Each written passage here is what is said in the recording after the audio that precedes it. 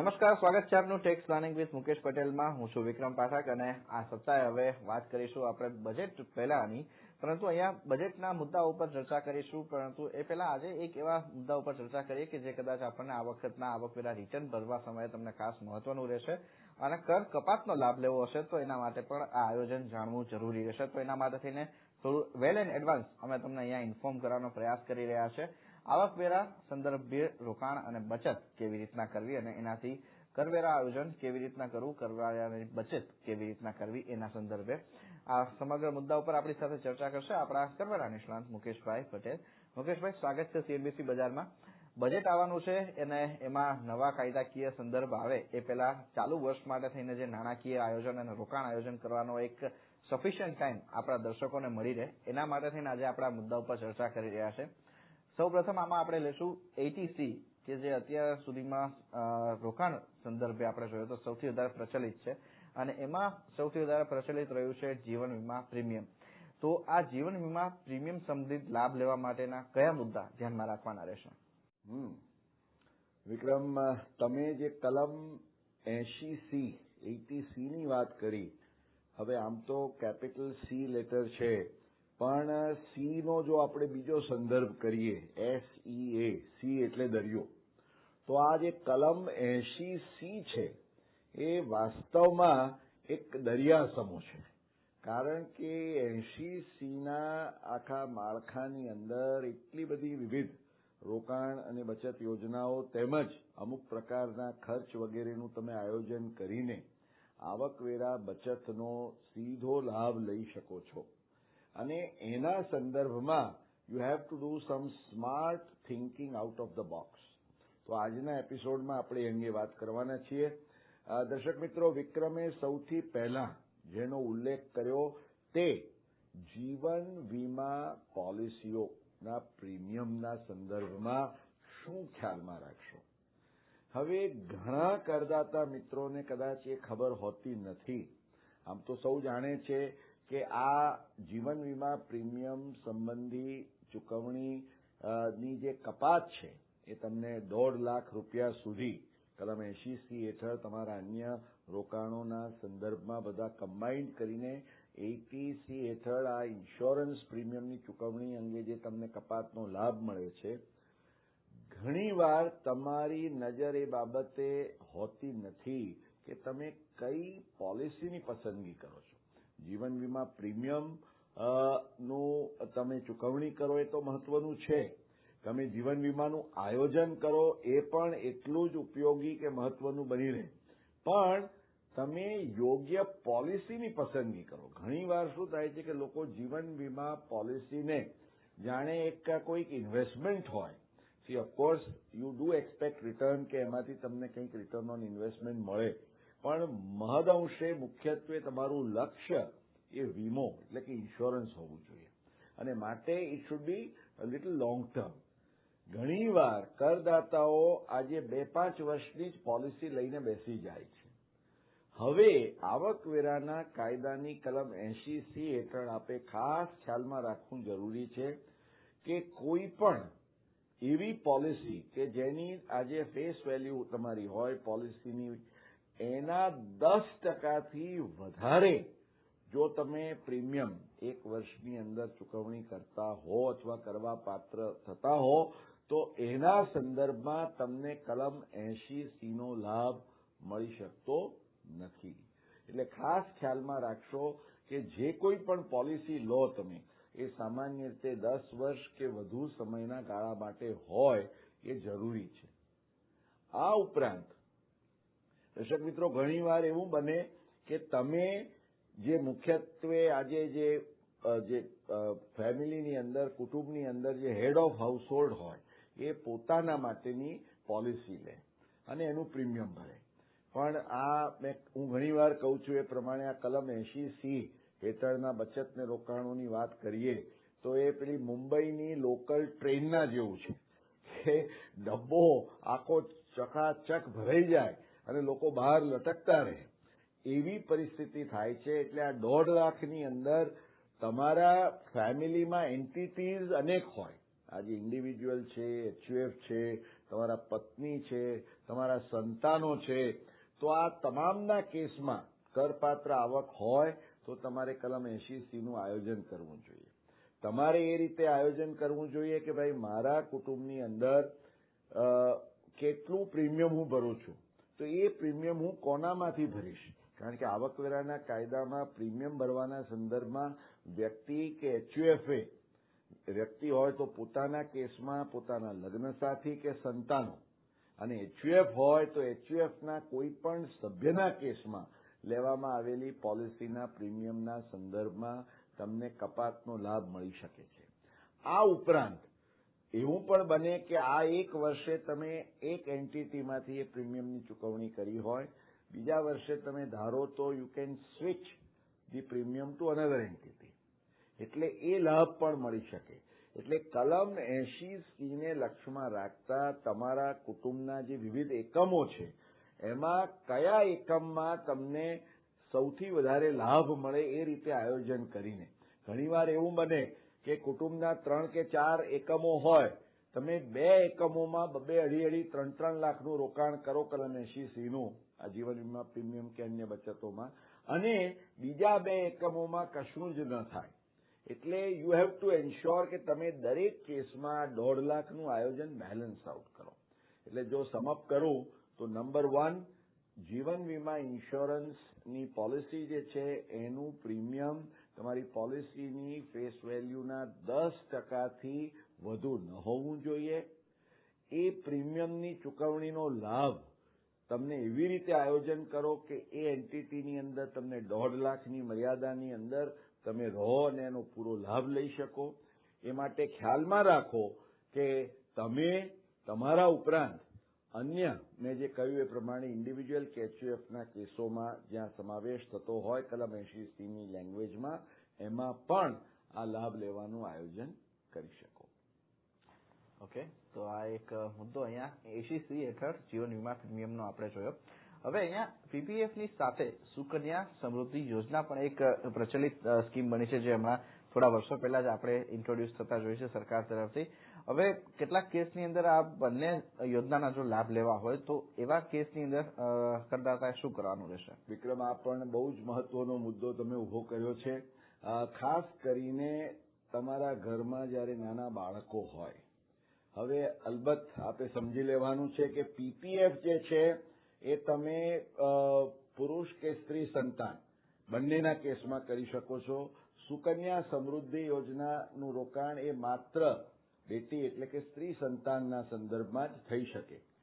પરંતુ બંને વચ્ચેનો જે એક મહત્વનો તફાવત છે એ આપણે ખ્યાલમાં રાખવાનું એ છે કે પીપીએફના સંદર્ભમાં તમે જ્યારે તમારા સગીર સંતાનના કેસમાં જ્યારે રોકાણ કરો છો, તમને કલમ 80C નો લાભ તો મળી શકે છે એના સંદર્ભમાં, પરંતુ જે પીપીએફની એટલે નાની બચત યોજનાની જે સ્કીમના આયોજન હેઠળ આજે જો તમે તમારા બાળકના ખાતામાં રોકાણ કરતા હો તો તમારા વ્યક્તિગત તેમજ તમારા સગીર વયના સંતાનો એ તમામનો કુલ એકત્રિતપણે સમાવેશ કરીને તમે વર્ષની અંદર 1.5 લાખથી વધારેનું રોકાણ કરી શકતા નથી, એ ખ્યાલમાં રાખવાનું છે.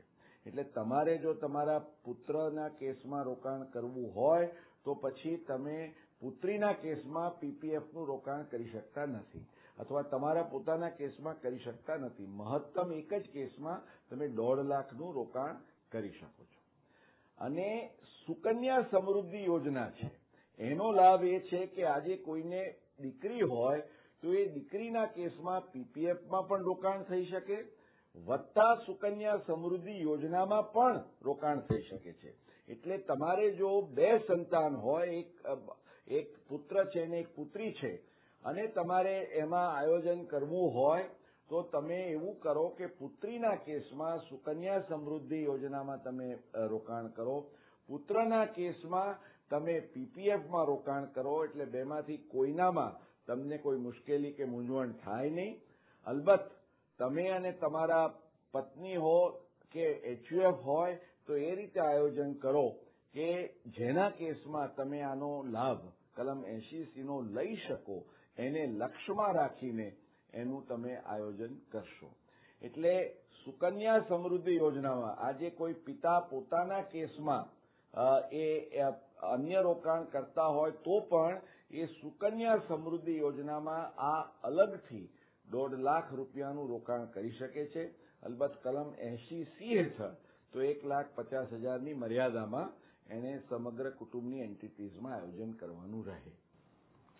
ઓકે, હવે અહીંયા કેટલાક સિનિયર સિટીઝનની મૂંઝવણની વાત કરીએ તો એમને એવી મૂંઝવણ હોય છે કે એમને લાંબા ગાળાના રોકાણ નથી કરવા, જેવી રીતના આપણે પીપીએફની વાત કરીએ છીએ. તો એવા સંજોગોમાં એમને જો કલમ 80C નો લાભ લેવો હોય અને ઉપયોગી આવકવેરા બચત આયોજન કરવું હોય તો એમના માટે શું સલાહ રહેશે? વિક્રમ, તમારી વાત સાચી છે. સિનિયર સિટીઝન્સની વાત કરીએ તો સિનિયર સિટીઝન્સ ઇનફેક્ટ અમુક ઉંમર પછી તો આજે એમને એમનો જીવન વીમો લેવો હોય તો એમને મળી પણ ન શકે, કારણ કે no insurance company would like to write on them. Mediclaim પણ સિનિયર સિટીઝન્સ માટે અમુક ઉંમર પછી ઘણીવાર મુશ્કેલ બની જાય છે. એટલે હું હંમેશા કહેતો હોઉં છું કે મેડિક્લેમ છે શક્ય હોય તો નાની ઉંમરે તમે ભરવાનો ચાલુ કરો, કારણ કે એકવાર ચાલુ મેડિક્લેમ હોય તો એ તમે મોટી ઉંમરે પણ એને ચાલુ રાખી શકો છો. પણ મોટી ઉંમરે નવો ઇન્સ્યોરન્સ તમારે ચાલુ કરવો હોય તો એ બહુ મુશ્કેલ પડે છે. એટલે એ ખ્યાલમાં, whether it is medical insurance or life insurance. હવે લાઈફ ઇન્સ્યોરન્સ લઈ શકતા નથી સિનિયર સિટીઝન્સ.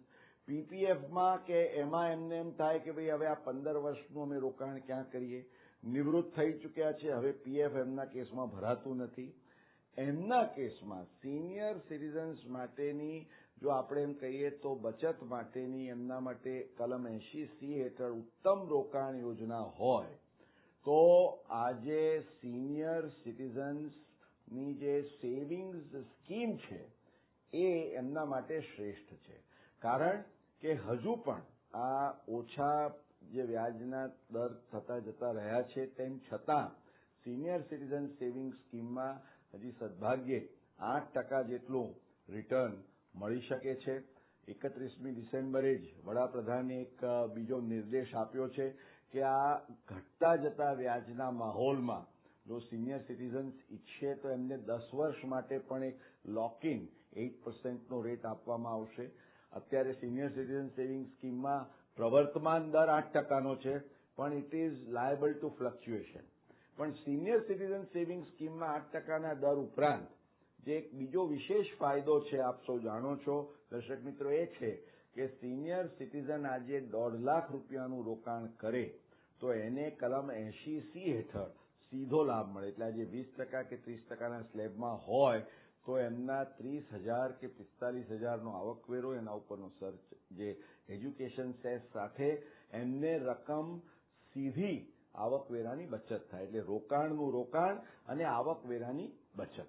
એટલે હું એવું માનું છું, ઇનફેક્ટ હું સિનિયર સિટીઝન્સને કહું છું કે the best thing you should do is કે 1.5 લાખ રૂપિયાની તમે સાયકલમાં 5 વર્ષ માટેનું આયોજન કરવાનું હોય છે, કરતા જાઓ. 6 વર્ષથી જેમ જેમ પાકતા જાય એમ ફરી પાછા એને રીઇન્વેસ્ટ કરતા જાઓ. It would be wonderful planning for you.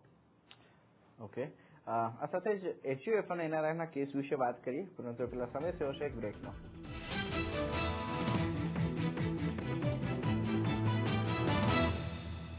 Welcome back. આપ જોડાશો tax planning with Mukesh Patel. અને હવે મુકેશભાઈ, અહીંયા 80C આપણે જે વાત કરી રહ્યા છે તો એચયુએફ અને એનઆરઆઈના કેસમાં મોટી મૂંઝવણ એવી હોય છે કે અમુક પ્રકારની જે નાની બચત છે એમાં રોકાણ કરી શકતા નથી. જેમ કે આપણે પીપીએફ જોઈએ તો એમાં એમને રોકાણ કરવા માટે છૂટ નથી. તો એમને 80C નો જ જો લાભ લેવો હોય તો બીજા કયા ઓપ્શન્સ એમને ધ્યાનમાં રાખવા જોઈએ? એચયુએફ અને એનઆરઆઈઝના કેસમાં આપણે બંનેની અલગ અલગ વાત કરીએ. એનઆરઆઈઝની જો વાત કરીએ તો એનઆરઆઈઝને માટે નાની બચત યોજનાઓ તો સંપૂર્ણપણે બંધ છે.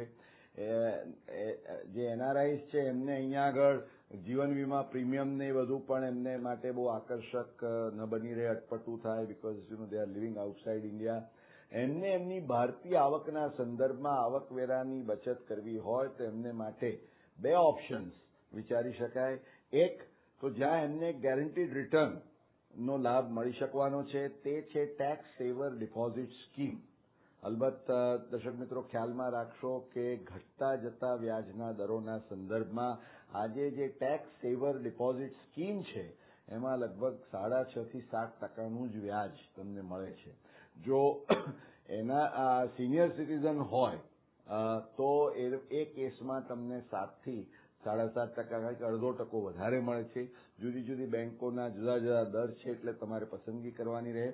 પણ આ જે 5 વર્ષની ટેક્સ સેવર ડિપોઝિટ સ્કીમ છે એમાં એનઆરઆઈ પોતે બહુ ખુશીથી કોઈ પણ મુશ્કેલી વગર રોકાણ કરીને આયોજન કરી શકે.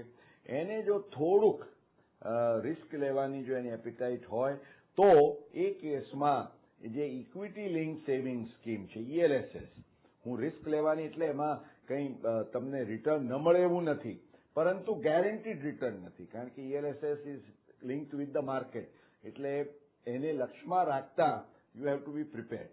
એટલે આ બંને યોજનાઓમાં તમે વિચાર કરી શકો, ELSS અથવા તો ધી ટેક્સ સેવર ડિપોઝિટ સ્કીમ.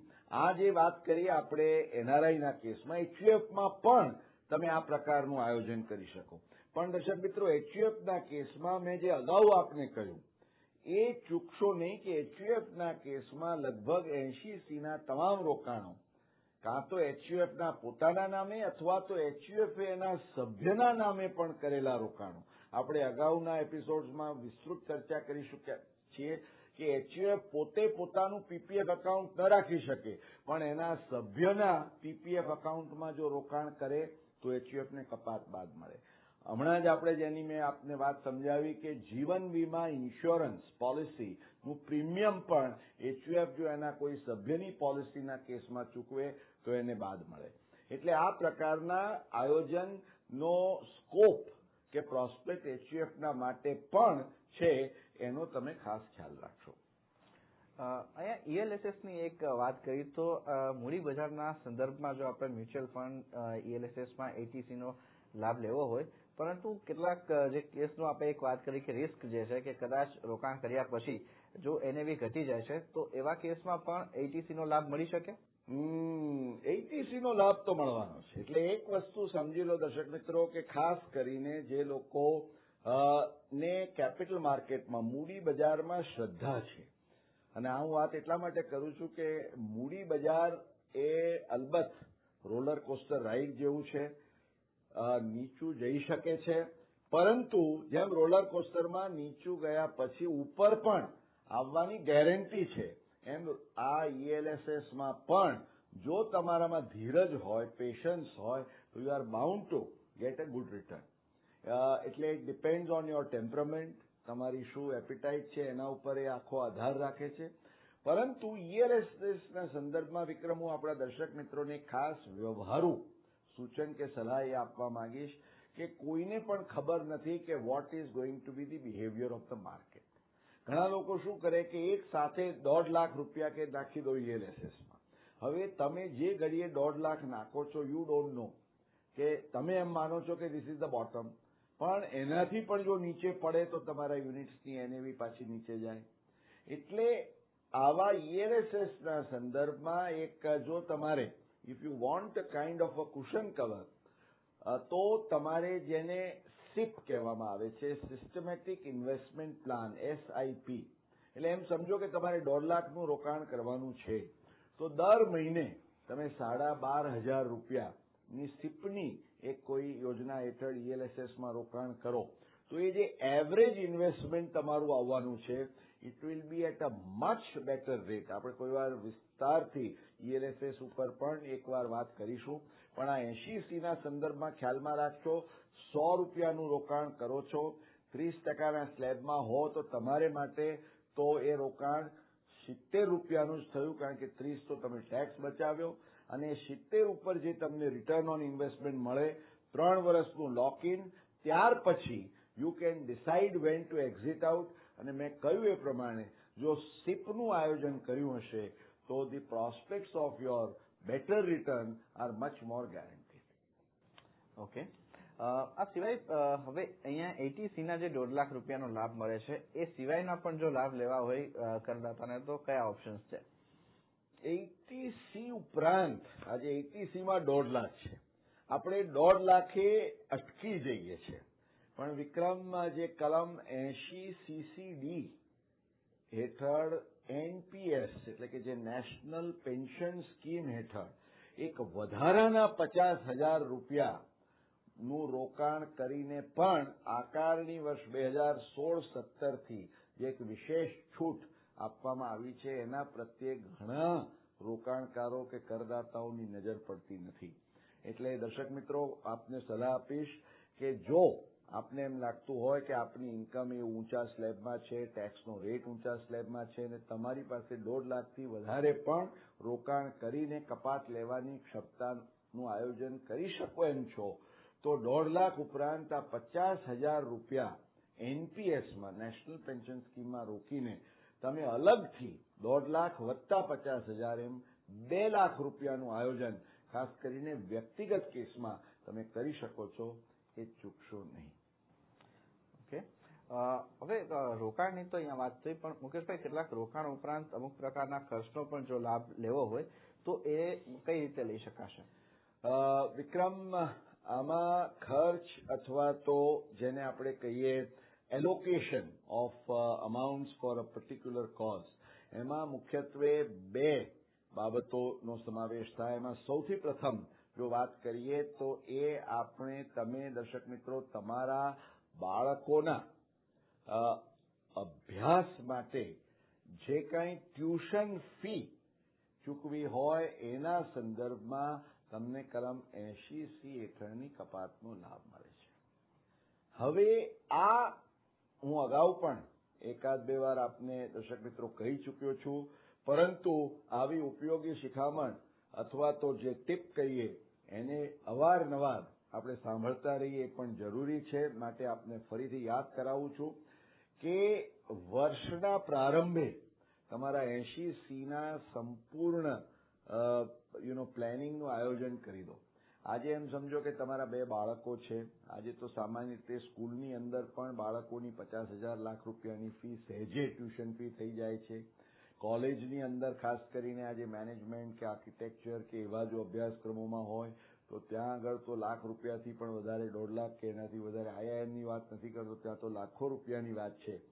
પરંતુ એના સંદર્ભમાં 1.5 લાખ રૂપિયા આજે કોઈ પણ માતા પિતાને એના સંતાન માટે આજે એમણે એના અભ્યાસ માટે જે ચૂકવણી કરી હોય ટ્યુશન ફીની, ખ્યાલમાં એ રાખવાનો છે ટ્યુશન ફી માટે આ કપાત છે, not for donation or capitation fee કે તમારા અન્ય બીજા પરચુરણ ખર્ચના સંદર્ભમાં નથી મળતું.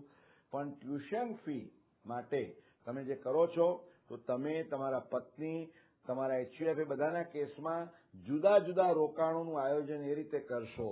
નહીં તો ઘણીવાર એવું બને કે પતિ જ બધી ફી ભરી દીધી હોય અને પીએફ પણ ભર્યું હોય, ઇન્સ્યોરન્સ પણ ભર્યું હોય અને પત્નીના કેસમાં at the end of the year તમને થાય કે ચાલો 80Cનો લાભ લેવો છે તો હવે પાછું કંઈક નવું રોકાણ શોધો. એટલે અહીંયા આગળ રોકાણ કરો છો કે કંઈક તમે ખર્ચ કરો છો એનો લાભ મળતો નથી. અહીંયા આગળ એ લાભ લેવા માટે તમારે પાછી લિક્વિડિટીની પાછળ પડવું પડે છે. એટલે આ ટ્યુશન ફી, બાળકોની ટ્યુશન ફીના સંદર્ભમાં મળી શકતા લાભને પણ દર્શક મિત્રો ખાસ ખ્યાલમાં રાખશું. અલબત્ત આમાં 2 બાળકો, આમાં ફેમિલી પ્લાનિંગનું સ્લોગન આવી ગયું છે, એટલે you cannot do for more than 2 children, that you have to keep in mind. Okay, સાથે હવે અહીંયા બીજો એક મુદ્દો છે કે રહેઠાણના મકાન ઉપર જે હપ્તાની ચૂકવણી કરવામાં આવે છે તેના ઉપર પણ 80C અંતર્ગત પણ કપાતનો લાભ મળે છે, તો એના અંગેની સમજ આપશો? જરૂરથી. વિક્રમ, મેં જે અગાઉ કહ્યું કે સેકન્ડ એરિયા ઓફ એલોકેશન કે જ્યાં તમે નાણાંનું રોકાણ કરતા એક ફાળવણી કરીને, because it is not exactly an investment, તમે ખર્ચ કરો છો પણ એક મૂડીરૂપી રોકાણ માટે તમે કરો છો કે you are creating your house. હવે આપ જાણો છો દર્શક મિત્રો કે આવકવેરાના કાયદાની કલમ 24 હેઠળ તમે 2 લાખ રૂપિયા સુધીનું જે વ્યાજ ચૂકવો છો તમારા પોતાના રહેઠાણના મકાન માટે, એ તમને કલમ 24 હેઠળ 2 લાખ રૂપિયા બાદ મળે છે. હવે તમે વ્યાજ ચૂકવતા હો એટલે એની સાથે મુદ્દલની પણ ચૂકવણીનો મુદ્દો આવે, પ્રશ્ન આવે. તો એ મુદ્દલની ચૂકવણીના સંદર્ભમાં તમે જે કોઈ આજે હપ્તો ચૂકવ્યો હોય, ધી પ્રિન્સિપલ, એના સંદર્ભમાં કલમ 80Cના બાસ્કેટમાં આ જે 1.5 લાખ રૂપિયા છે એના સંદર્ભમાં તમને એ કપાતનો લાભ મળી શકે છે. જોડે જોડે એ પણ ખ્યાલમાં રાખશો કે કોઈ નવા ઘરમાં તમે રોકાણ કરતા હો તો આજે સ્ટેમ્પ ડ્યુટીનો ખર્ચ કર્યો હોય, તમે કોઈ ઘર ખરીદી કરી હોય કે જમીન ખરીદીને પછી એના ઉપર ઘર બાંધવાનું આયોજન કર્યું હોય તો આવી સ્ટેમ્પ ડ્યુટી સંદર્ભમાં પણ આ કલમ 80C હેઠળ તમને કપાતનો લાભ મળી શકે છે. Once again the last bit of tip or advice is કે જ્યાં તમારે આ રોકાણ કરવાનું છે, રીપેમેન્ટ ઓફ પ્રિન્સિપલ કે ઇન્સ્ટોલમેન્ટ, તો કીપ ઇન માઇન્ડ કે એ વ્યક્તિના કેસમાં તમને લાભ મળે છે.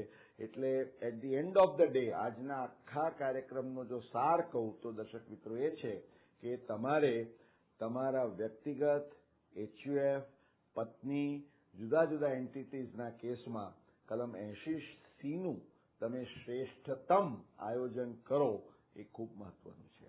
So wish you all the best for that. Okay, મુકેશભાઈ ઘણો આભાર આ સમગ્ર વિગત આપવા માટે કે જે હવે આગામી નાણાકીય વર્ષ માટેની પ્રિપેરેશન માટે કરદાતાઓને ઘણી ઉપયોગી સાબિત થશે. ઘણો આભાર આપનો ફરી એક વખત અહીંયા અમારી સાથે જોડાવા માટે અને આ સમગ્ર ચર્ચા માટે. અને સાથે જ અત્યારે હાલ ટેક્સ પ્લાનિંગ વિથ મુકેશ પટેલમાં બસ આટલું જ. આગળ વધુ અપડેટ માટે જોડાયેલા રહો CNBC બજાર સાથે. નમસ્કાર.